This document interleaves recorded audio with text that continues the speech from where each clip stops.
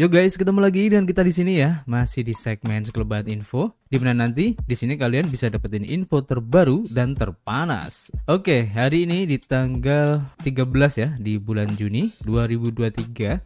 Dan seperti biasa, kita selalu ingatkan ya buat teman-teman semua untuk selalu mematuhi protokol kesehatan dimanapun kalian berada guys. Apalagi kalau di keramaian. Karena di luar sana banyak sekali ya virus-virus dan juga penyakit yang mengancam kesehatan kita. Oke, kita langsung saja melihat ya bagaimana update dari global crypto market cap seperti yang terlihat dari data coin market cap di sini menunjukkan adanya kenaikan ya di 1,4%. Ini bagus dan tentu saja ini adalah efek kontribusi dari Bitcoin dan juga teman-temannya ya. Meskipun masih belum terlihat adanya perubahan yang signifikan dan bisa terlihat di sini kenaikannya dalam waktu 24 jam masih tipis ya di 0,39%. Kemudian untuk Ethereum juga masih tipis meskipun hijau di 0,2%. BNB juga sama ya meskipun sudah ada mulai terlihat adanya recovery di 4,02% ya untuk kenaikannya hari ini. Cukup bagus ya untuk recovery-nya. Kemudian untuk SRP juga terlihat adanya kenaikan di 1,69%, Cardano di 3%, kemudian Dogecoin di 1,7%, untuk Tron, Solana, Polygon rata-rata di 2% ya. Dan bisa kita lihat di sini untuk perubahan altcoin tidak jauh berbeda. Rata-rata pergerakannya antara 1-3% aja ya. Kita akan update lagi nanti perkembangannya. Dan kalau kita lihat di sini untuk pergerakan harga ya dari Bitcoin itu sendiri seperti yang terlihat dari data ataupun chart di sini ya, menunjukkan pergerakan harga yang masih sideways ya, masih tertahan di harga 26.000 guys, terlihat di sini. Untuk close candle-nya kemarin merah, tapi bisa dibilang meskipun merah belum ada kelihatan ya mau dibawa untuk kemana ya harga dari Bitcoin ini. Dan memang para investor juga masih melihat perkembangan kondisi saat ini ya, dengan ramainya ataupun timbulnya kekhawatiran ya dari para investor dari beberapa informasi yang telah terjadi belakangan hari ini guys. Nanti kita akan update lagi untuk perkembangan harga dari Bitcoin ini. Dan kita langsung aja ya melihat bagaimana update untuk perkembangan kripto hari ini ya. Kita lansir pertama dari harian CoinDesk. Di sini diinformasikan bahwa anggota parlemen dari Hong Kong ini mengundang Coinbase guys untuk mendaftar agar mau beroperasi di wilayahnya guys, di tengah tindakan keras SEC Amerika Serikat ini. Nah ini keren ya. Jadi perusahaan ini bersemangat untuk berekspansi ya secara global dan ingin membangun di Abu Dhabi, Kanada dan juga Singapura, kata Wakil Presiden Kebijakan Internasional dari Coinbase ini guys. Dan sekarang mendapatkan penawaran dari Hong Kong ya untuk mengembangkan sayapnya guys. Seorang anggota parlemen dari Hong Kong mengundang operator perdagangan aset virtual global termasuk pertukaran kripto Coinbase untuk datang dan mendaftar di wilayah tersebut. Komisi Sekuritas dan juga Berjangka Hong Kong yaitu SFC mulai menerima aplikasi untuk lisensi platform perdagangan kripto pada 1 Juni. Perusahaan kripto yang terdaftar di bawah lisensi ini akan dapat melayani pelanggan retail di negara ini dan harus mematuhi aturan yang melarang insentif kripto seperti airdrop. Coinbase berdedikasi untuk bermitra dengan regulator dengan standar tinggi ya di seluruh yurisdiksi Amerika Serikat dan non-Amerika Serikat, kata juru bicara Coinbase kepada CoinDesk menanggapi tweet tersebut. Undangan datang ya di tengah tindakan keras Amerika Serikat terhadap pertukaran kripto seperti Binance dan juga Coinbase. Yang keduanya baru-baru ini dituntut oleh Komisi Sekuritas dan Bursa Amerika Serikat (SEC) karena diduga melanggar Undang-Undang Sekuritas Federal guys. Brian Armstrong sebagai CEO dari Coinbase ya mengatakan pada bulan April bahwa perusahaannya akan mempertimbangkan untuk pindah dari Amerika Serikat guys jika tidak ada kejelasan peraturan tentang bagaimana kripto diperlakukan sesuai yang telah didorong oleh perusahaan. Coinbase juga sekarang ingin berkembang secara global guys, dan kata Tom Duff Gordon sebagai Wakil Presiden Kebijakan Internasional di Coinbase mengatakan dalam sebuah wawancaranya bahwa Coinbase sangat bersemangat untuk berekspansi ke luar negeri guys, artinya di luar Amerika Serikat ya, dan perusahaan sedang mencoba membangun di Abu Dhabi, Kanada dan sedang menunggu persetujuan untuk mendaftar di Singapura. Sementara perusahaan telah beroperasi di Inggris melalui CB Payments Limited yang telah disahkan ya dan diatur oleh Financial Conduct Authority sebagai lembaga uang elektronik. Perusahaan berharap untuk mengajukan otorisasi ya di bawah rezim kripto baru Inggris setelah itu diselesaikan, kata Duff Gordon guys. Sementara ekspansi internasional adalah fokus utama, Coinbase belum siap ya untuk menyerah di Amerika Serikat menurut Duff Gordon juga. Jadi kita tunggu aja perkembangannya nanti seperti apa ya, apakah Coinbase ini akan benar-benar ekspansi ke non Amerika Serikat, ini akan sangat menarik banget guys, karena efeknya pasti sangat signifikan untuk perkembangan kripto ke depannya guys. Kemudian kita lanjut ya ke informasi berikutnya. Kita lansir dari harian The Block, dan di sini diinformasikan bahwa Binance US ini menambahkan mantan koordinator direktur penegakan SEC ke dalam tim hukumnya guys. Nah, ini menarik ya.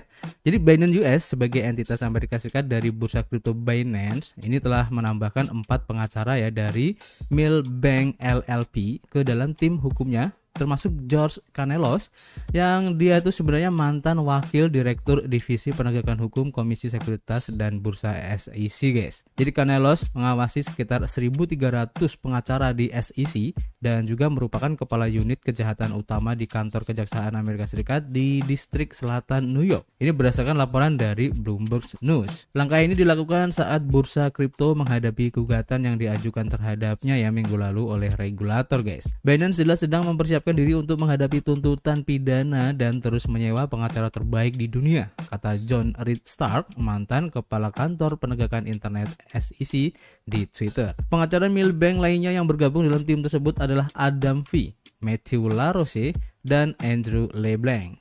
Dalam gugatan 5 Juni, SEC menuduh adanya pelanggaran besar dan pelanggaran hukum yang menurut mereka seharusnya mengakibatkan pelarangan perusahaan untuk melakukan bisnis lebih lanjut di negara tersebut guys. Jadi semakin menarik ya perkembangan dari drama antara SEC dan juga Binance ini, dan langkah yang dilakukan oleh Binance ini tentu saja keren banget guys, dimana dengan perekrutan seorang mantan ya petinggi di SEC ini akan menjadi semakin seru ke depannya, dan tentu saja ya apapun hasilnya nanti ini akan sangat mempengaruhi bagi kripto ke depannya guys, karena ini mewakili kasus-kasus yang sama ya, yang mungkin mirip seperti yang dituduhkan kepada Binance dan juga Coinbase ini guys. Kita akan lanjut lagi nanti update-nya seperti apa ya dramanya.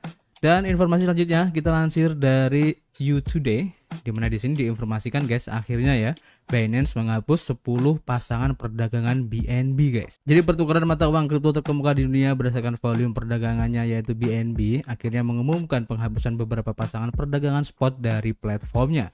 Dengan 10 diantaranya melibatkan Binance Coin atau BNB ya. Dan tindakan ini dilakukan di tengah lingkungan yang semakin tidak menentu untuk bursa. Sesuai pengumuman pada 12 Juni 2023, proses penghapusan akan dilakukan dalam 3 gelombang pada 14 Juni 2023. Gelombang pertama pada pukul 3 pagi waktu UTC ya, mencakup pasangan seperti Bitcoin Dash, BNB, dan Illuvium BNB ya. Gelombang kedua pada pukul 6 pagi waktu UTC melihat pasangan seperti MC dengan BNB dan Mina Protocol dengan BNB. Di antaranya yang akan dihapus guys. Gelombang ketiga yang dijadwalkan pada pukul 8 pagi waktu UTC akan mengakhiri proses dengan penghapusan pasangan termasuk People BNB dan juga ZEC BNB guys. Keputusan untuk menghapus pasangan perdagangan ini sangat penting ya bagi BNB sebagai token asli dari Binance. Tindakan ini dilakukan setelah pembaruan kontroversial Binance pada ketentuan layanannya yang menyatakan otoritas bursa untuk mengonversi mata uang kripto yang dihapus ke jenis yang berbeda ya, atas kebijaksanaan mereka sendiri tanpa memberitahu pengguna terlebih dahulu guys. Binance telah meyakinkan ya pengguna bahwa mereka masih dapat memperdagangkan aset yang terkena dampak menggunakan pasangan perdagangan lain yang tersedia di platform. Meskipun demikian ya, langkah ini menimbulkan pertanyaan tentang prospek perdagangan masa depan untuk BNB ya di wilayah asalnya guys. Secara bersamaan, Binance juga telah memperingatkan ya untuk para penggunanya tentang penghentian layanan bot perdagangan untuk pasangan perdagangan spot yang disebutkan di atas. Pertukaran telah menyarankan pengguna untuk memperbarui atau membatalkan bot perdagangan mereka ya untuk menghindari potensi kerugian. Perkembangan ini merupakan salah satu dari beberapa perubahan terbaru ya dalam modus operandi Binance dan perselisihan perusahaan dengan Komisi Sekuritas dan Bursa Amerika Serikat SEC atas tuduhan beroperasi sebagai bursa yang tidak sah ya di Amerika Serikat, hanya memperkuat ambiguitas seputar operasi bursa. Jadi saran saya buat kalian yang mempunyai aset-aset yang tadi ya seperti Dash, ELV, kemudian ada Mina, MC, ada People dan juga ZEC, alangkah baiknya guys kalian tukar dulu atau kalian ambil dulu ya, atau kalian pindahkan dulu di cold wallet seperti Trezor dan juga yang lain, dan pasti ini ada imbasnya guys. Dan seperti kebanyakan jika suatu koin ataupun token itu dihapus ya, maka harganya pasti akan turun guys. Dan contohnya itu terjadi pada waktu Robinhood menghapus untuk Cardano, Solana, dan juga Polygon yang kemarin mengakibatkan harga ketiga token itu lumayan ambles dalam ya. Jadi kalian amanin dulu guys. Kemudian kita lanjut ke informasi berikutnya ya. Kita lansir dari harian Cointelegraph. Dan ini cukup menarik guys informasinya ya. Bahwa anggota parlemen dari Amerika Serikat ini mengajukan undang-undang stabilisasi SEC untuk memecat Gary Gensler guys. Nah ini akhirnya ya. Jadi pasar modal Amerika Serikat harus dilindungi dari ketua yang tirani termasuk yang sekarang. Tulis representatif Warren Davidson mengacu pada kepala SEC Gary Gensler ini guys. Anggota DPR Amerika Serikat Warren Davidson telah memperkenalkan undang-undang stabilisasi SEC ke dalam Dewan Perwakilan Rakyat yang diumumkan pada tanggal 12 Juni. Salah satu ketentuan utama dari rancangan undang-undang tersebut adalah memecat Ketua Komisi Sekuritas dan Bursa SEC Gary Gensler. Davidson dalam pernyataannya ya bahwa pasar modal Amerika Serikat harus dilindungi dari ketua yang tirani termasuk yang sekarang. Itulah sebabnya dia memperkenalkan undang-undang untuk memperbaiki penyalahgunaan kekuasaan yang sedang berlangsung ya dan memastikan perlindungan yang sesuai dengan kepentingan pasar di tahun-tahun mendatang. Inilah saatnya untuk melakukan reformasi nyata dan memecat Gary Gensler sebagai ketua SEC. Davidson menyatakan niatnya ya untuk memperkenalkan rancangan undang-undang tersebut pada awal tahun ini dan dia membuat pengumuman itu sebagai balasan atas tweet dari kepala hukum Coinbase, Paul Grewal. Perwakilan Tom Emmer adalah salah satu penulis rancangan undang-undang tersebut. Dan Emmer berkata, undang-undang stabilisasi SEC akan membuat perubahan yang masuk akal untuk memastikan bahwa prioritas SEC adalah dengan investor yang ditugaskan untuk melindungi dan bukan keinginan ketua yang sembrono. Menurut Fox News, rancangan undang-undang ini akan mencopot Gensler dari jabatannya dan mendistribusikan kekuasaan antara ketua SEC dan para komisaris. Rancangan undang-undang ini juga akan menambahkan komisaris ke-6 ke dalam badan tersebut, melarang pihak manapun untuk memegang mayoritas di komisi tersebut dan menciptakan posisi direktur eksekutif. Meskipun anggota parlemen tidak menyebutkan ya mata uang kripto dalam pernyataan mereka, baik Davidson maupun Emmer dikenal pro kripto dan kritis terhadap kepemimpinan Gensler di SEC. Emmer misalnya menyebut Gensler sebagai regulator dengan etikat buruk dan Davidson adalah wakil ketua subkomite jasa keuangan DPR yang baru untuk aset digital, teknologi keuangan dan inklusi. Kemudian juga seperti yang dilansir ya, masih dari Cointelegraph dan ini masih berhubungan dengan pemecatan Gary Gensler ini guys. Nah pertanyaannya, apakah anggota parlemen ini bisa memiliki wewenang guys untuk bisa memperkenalkan rancangan undang-undang untuk mencopot ketua SEC ini? Jadi keputusan Mahkamah Agung yang memutuskan ya bahwa Presiden Amerika Serikat itu tidak dapat memberhentikan para komisaris kecuali untuk standar inefisiensi, pengabaian tugas atau penyimpangan. Para anggota Dewan Perwakilan Rakyat Amerika Serikat mendorong cara-cara untuk mencopot Ketua Komisi Sekuritas dan Bursa SEC yaitu Gary Gensler dari posisinya.